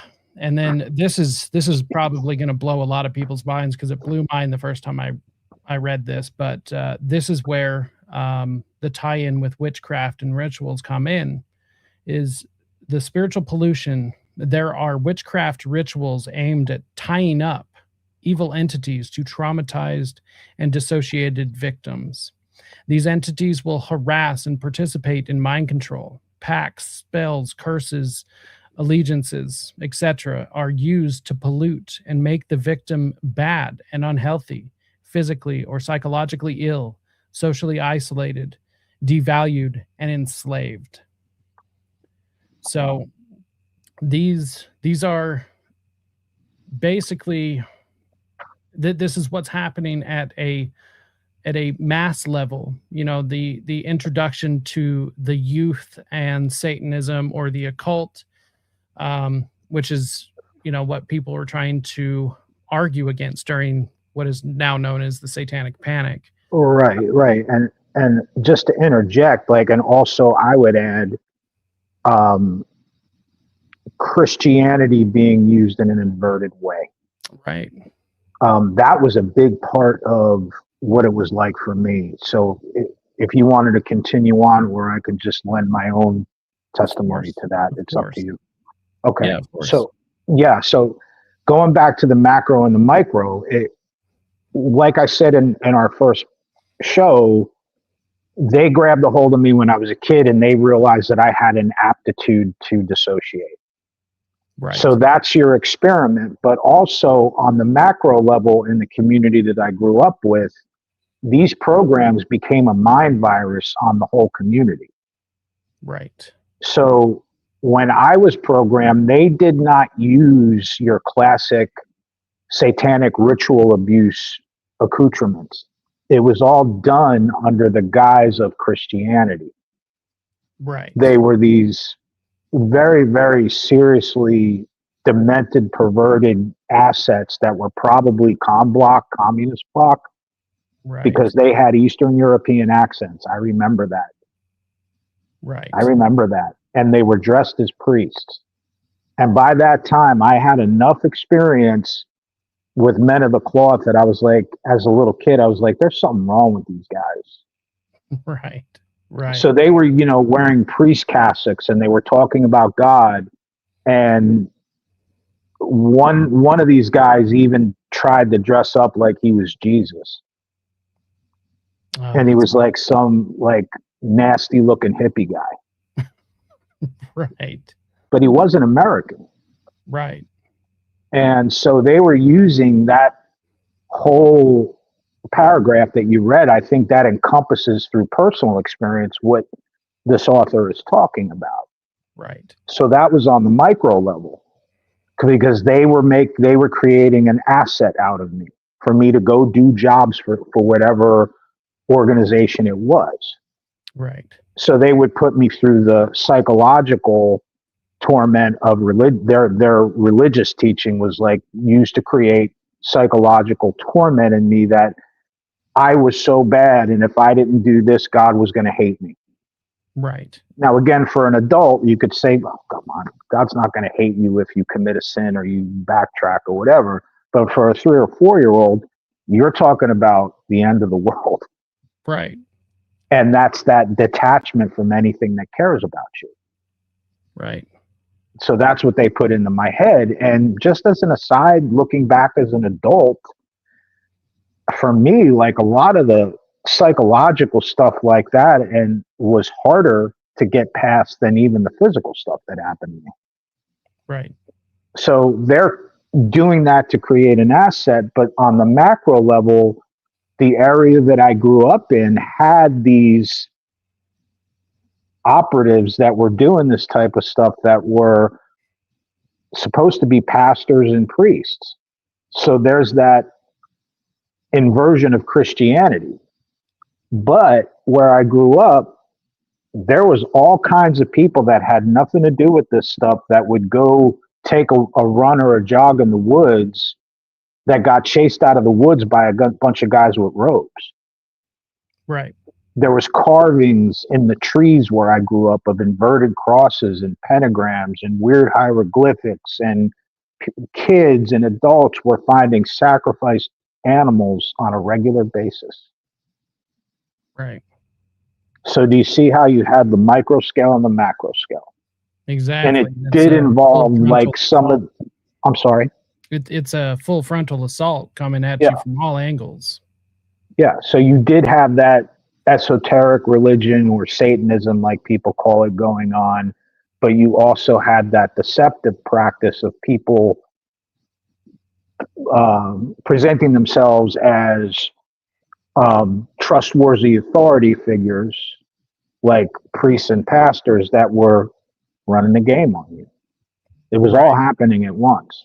But you know, the experience that I've had with so-called Satanism, which I really have, like, what is that? Adversarialism, because that's a Hebrew term for adversary. Right. Adversarialism, what do you mean by that? Right. So you did have that element, but that did not have the effect on me like the programming did. It wasn't used that much. Right. But it was there. Interesting. Yeah. Well, on that note, I want to start wrapping up here. So what sort of parting message would you like to leave people with? It doesn't matter exactly what it is. I wanted to make sure and be whatever message it is you want people to leave, either thinking about or to continue thinking about over the next few weeks, even. What is it that you would like to leave people with? I think I would want to speak now, because we went into so much depth about what happens to people who go through this. I think I would leave it for them that it justifiably can seem like a very hopeless place to be. The impact that it has on a human being is unbelievable. And if you don't, unfortunately, as we spoke about before, like, being able to dissociate is a survival skill. And I think it's God given to get us through painful times. So as hard as it is to hear, if you've gone through this and you dissociated, you did it to get it through, to live, to choose to live. And as you get older, that skill that you use, that survival skill, starts to not be as useful, and it starts to work against you. So it can be very, very easy, justifiably, to lose hope. And I say this as a man who has been around the block numerous times. Do not lose hope. Do not. Taking into consideration all the things that you could get despondent about and depressed about, I would never take that away from anybody. But geez, just don't lose hope. Please don't do that. Yeah, I think that's a perfect note to end it on. And to kind of piggyback off of that, that's one of the biggest reasons why I tell everyone that black pills, taking the black pill, being hopeless about what's going on, regardless of, whether it be political, geopolitical, all of that stuff. Don't be hopeless, because that's what they want. Yeah, I don't. Yeah, go ahead. They want to stop any sort of righteous resistance before it even begins, and that's the perfect way to do it. And here's the biggest truth, is that if things were truly hopeless, the propaganda, the programming, whether it be on a mass scale or on an individual level, it doesn't matter. All of the propaganda and programming would be entirely pointless if things were hopeless, because they wouldn't need any of it. No. So things are not hopeless, and they're never going to be, as long as you don't give up. Yeah, that's a really good way. Good, very, very logical way to put it. And again, I just want to be clear with people. I don't want people to feel guilty because they feel hopeless, because that's the whole thing of going diagonal with me. It's like, it's okay that you feel hopeless. What really matters is what you do next. Right. That's what matters. Right. So that's my feeble message to everybody. Well, on that note, I think that's a perfect place to put a pin in it for now. Yeah. And on that, I would just like to thank you so much for coming on, sharing your story, and be willing to come out and tell the world, because I understand it's definitely not the easiest thing, especially when there is so much adversarial energy that's usually put towards things like this. And here's one reason why it's important to me to have these conversations. I mean, there's so many reasons, but one of the largest reasons why it's important for me to have these conversations is because of the other shows that I do on this channel. It's really easy to kind of separate yourself from the concepts that we talk about, the things that we discuss. It's really easy to kind of dehumanize it and forget that these are actual people that we were talking about. People are complicated. I am constantly reminded of Jolly West that some people out in this life had no idea what a terrible person he was and absolutely admired him and looked up to him. And that I always bring that up because it's just a reminder. And that's not to say he is a good person, but it's just people are complicated, and there's a lot to people. Things aren't black and white, but we have these conversations because we need to remember that these things do happen to people. It's not just some abstract concept. Right. These things affect people. They affected them all the way from the turn of the 20th century, and they are affecting them now. They affect all of us in one way or another. And this is kind of a way to humanize these things and to have everyone remember that this is why we're doing it. These things are criminal. These things are immoral and unethical, and they need to stop. And the only way to do that is to be able to have the conversations about the tactics, the documents, the history, but also to have the conversations with people like yourself who are willing to share their story. And I leave it up to the audience. It's up to you if you believe any of this or not. I'm not going to force anyone to believe it or not. It's up to you. It's up to you.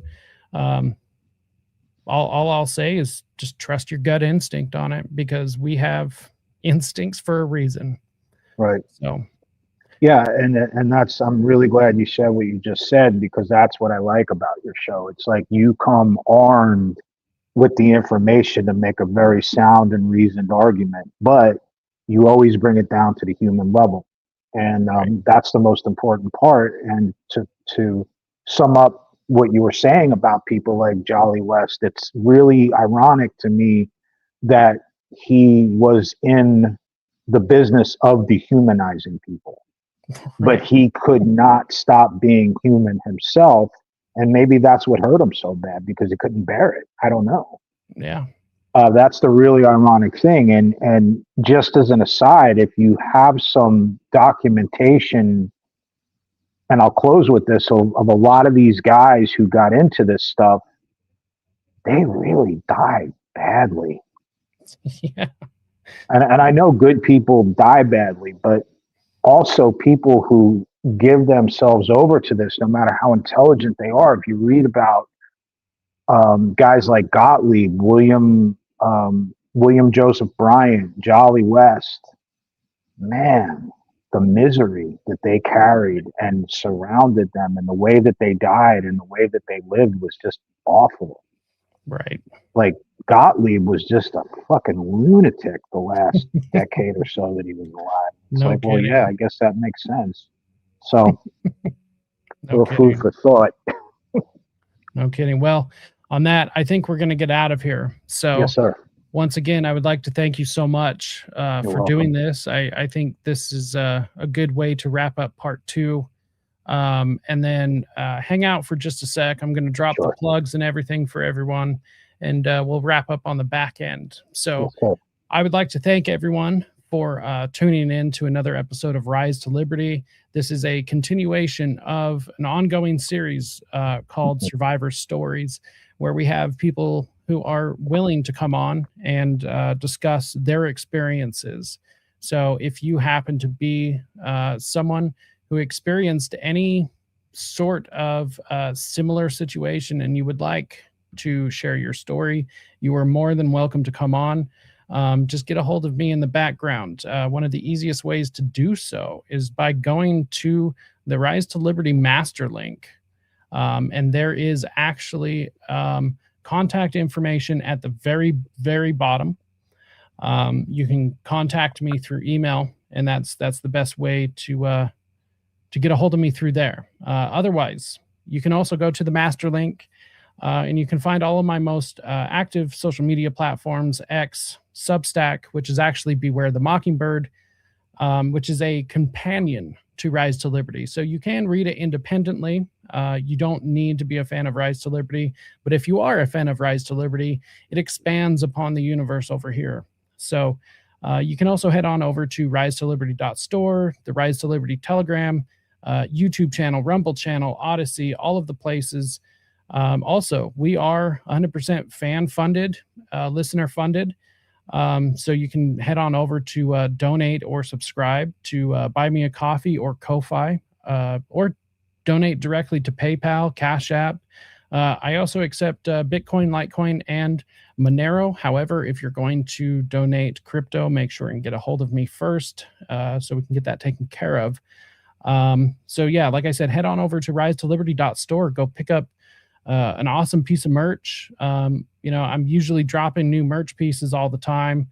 And so go pick up a hoodie, a coffee mug, a poster, all sorts of fun stuff over there, except for the water bottle. It's not there anymore, and they won't let me take it off for some reason. So I don't understand that, but those are gone, unfortunately, and they won't be back, at least anytime that I know. If you want to go check out, and I highly recommend it, go check out part 1 of the discussion that myself and Anonymous Italian had. It is linked in the episode description, the YouTube link and the Rumble link. Either are great. And hey, I do understand that not everyone has, the expendable funds to, share around. Times are tough, but what that means is that one of the best things you can do to help out the channel is to hit the like, share, subscribe, all of these wonderful things. Clip the show, email it to somebody. It doesn't matter. Whatever you do, just make sure that you link back to me so people can find where I am releasing content. If you hit the like and leave comments, this lets our big tech overlords, it lets them know that you guys want more, that other people should be watching this, and it spreads, it grows the community. And, with talking to all of you in the chat and over on social media and stuff, it seems like we need as big of a community as possible, because there's a lot of us out there that are feeling alone. And honestly, I really enjoy not feeling alone. And there's a lot of other people that understand me and a lot of these things out there. So let's grow this community as large as we can. So once again, hit the like, share, subscribe, all of these wonderful things. The next show will be on Monday. We will be continuing our look at the False Memory Syndrome Foundation and diving into the Lost in the Mall study, Elizabeth Loftus, and all of these monsters of people, in my opinion. And on that note, until next time, stay free, my friends.